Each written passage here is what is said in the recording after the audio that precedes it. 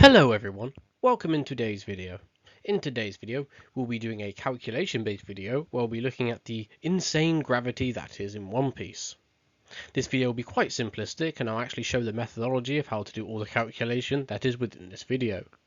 This video may be interesting for that of Versus Battle Wiki, Character Stats and Profile, or even Idea Shock, the YouTube channel that is focused around One Piece, as the results of this calculation are quite surprising, but very basic. Now for the only clip I need to use in this video that is from One Piece. Do watch it.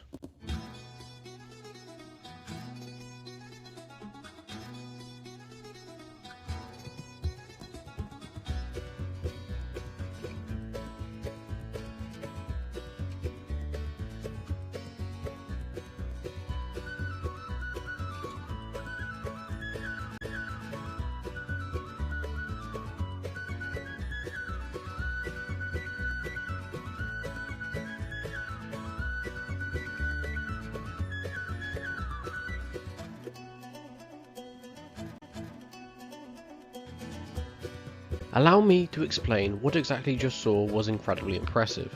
You see, the rain fell onto the island of Alabasta in only 9 seconds. Alabasta is absolutely gigantic to the point where the tiny river in the middle of Alabasta is 50 kilometers across. Imagine how fast that rain had to move to fall that distance. Now imagine how strong the gravity must have been to pull the rain to move that fast. That distance. Now let's look at the size of Alabasta Island. To work this out we have to do some pixel scaling. The pixel scaling involving the river is so tiny that I had to zoom in further and get 4.6 pixels for the 50 kilometer river, and then we can say that the entire Alabasta Island at 442 pixels is over 6,000 kilometers. Is this consistent? Well, let's check by using another part of the map that is in the Alabasta continent. We use the statement here where it said that there was an explosion in the capital city with a diameter of 5 kilometers.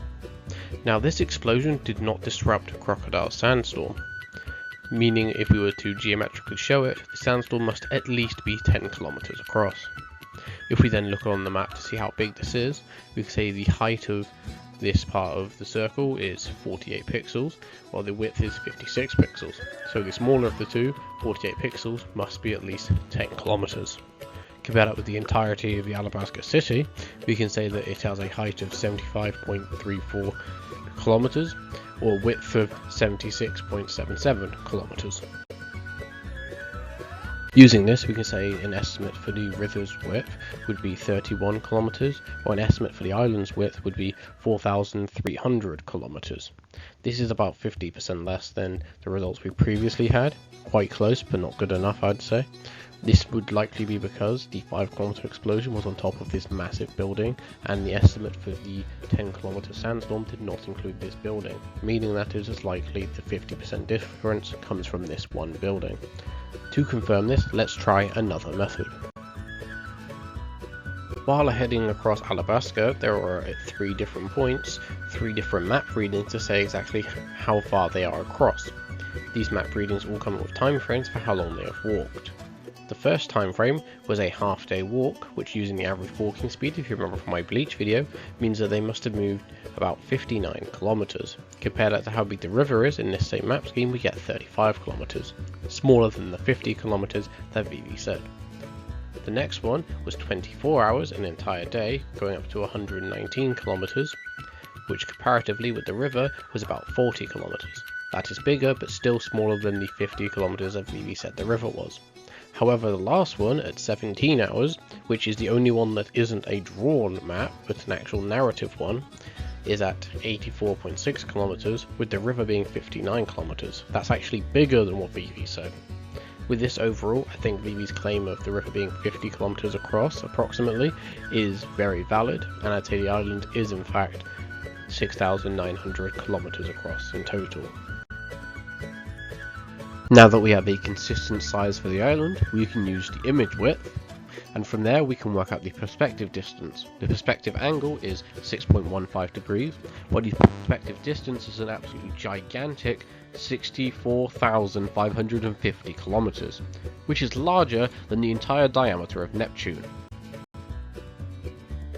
Now remember that this rain fell that entire massive distance in that of 9 seconds. So in 9 seconds it has crossed 64,000 kilometers. To work out acceleration, or the acceleration of the planet via gravity, you would have it be distance divided by time squared. This gives an acceleration of nearly 800,000 meters per second squared, or 81,000 times the gravitational pull that Earth has. Now, in the thumbnail, I do use an example of a black hole to say that it has insane gravity. To prove that this is true, we can use this calculator here to say that a black hole with this gravity would have a mass of 19 million times that of the Sun. I will say there are black holes with more gravity.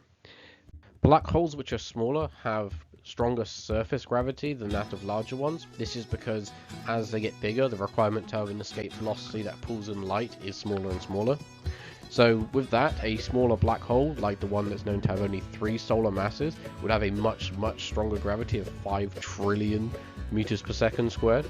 But like I said, a black hole with the gravity of that of a One Piece world would definitely exist. With this known gravity, we can then apply it with something like the lifts characters in One Piece should be able to do.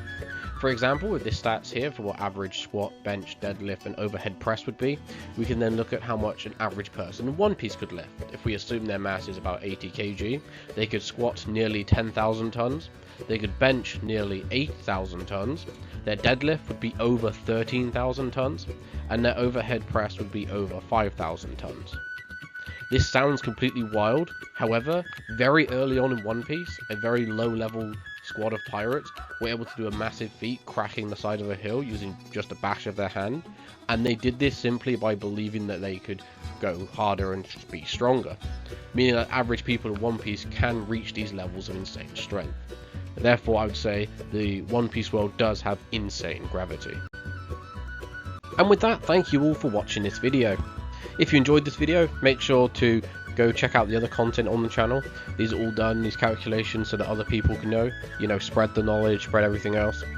And also, talking about spreading things, in the description, you'll see a bunch of other content creator channels, people who have also helped me out in the past. Go check out their channels. Some of the older ones, Korin O'Keefe and Captain Forst, they helped me out a lot. And with that, I hope you all have a good day. Thank you all for watching.